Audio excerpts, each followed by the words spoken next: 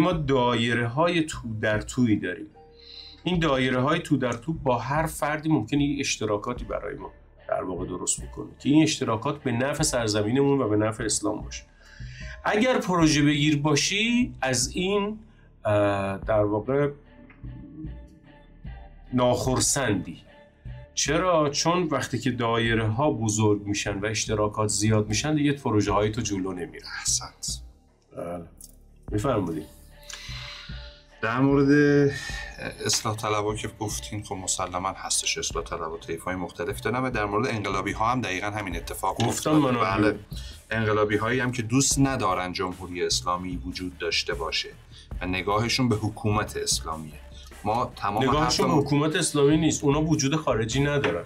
اینا معتقدن که جمهوری اسلامی به وجود آمده برای اجرای احکام شریعت و برای مبارزه با کفر به صورت تیز و شارپ و هر جا از این کوتاه بیاد در واقع اشتباه کرده و ما باید جلوش بایستیم.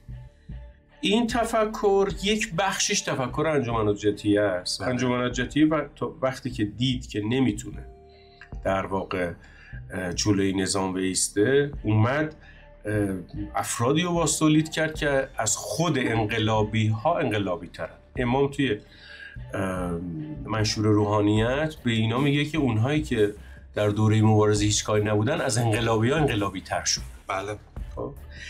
اینها نمیخوان بپذیرن زعامت ولی فقیهی که بالا سر جمهوری اسلامی وایستاده. میگه من اسلامم، اسلام منم، اون اینجا اشتباه کرد من بهش میگم. در حالی که اسلام اصولا نمیتونه با ولی جدا تعریف بشه. ولیه که اسلامو تعریف میکنه. ما یه اسلام به تفسیر امام خمینی داریم، یه اسلام به تفسیر منافقین داریم. منافقین هم بر خودشون اسلام داشتن. اینا اومدن حتی اجتهاد هم کردن، گفتن در طلاق عده هم لازم نیست. اینقدر جری شده بودن که به جای مجتهد هم نظر میدادن. اینا در جریان هستید.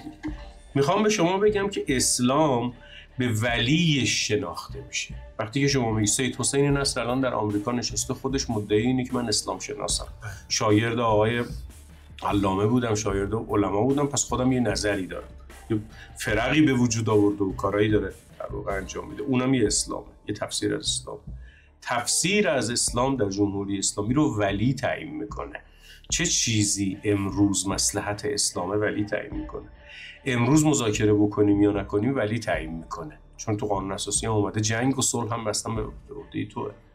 اون مسائل اساسی در این سیستم هر کسی سر جای خودش نشسته. اگر جلو از سیستم بزنی تو دیگه همراه ولی نیستی. ولی اینکه ریش داشته باشی، البته شما هم ریش داری، ولی اینکه ریش داشته باشی، تسبیح دستت بگیری، انگشتر دستت بکنی، انگشتر دارم، انگشتر هم داری، تسبیح هم داری، واسه خودت حزب اللهی هستی، قیافه حزب اللهی برای خودت درست کردی.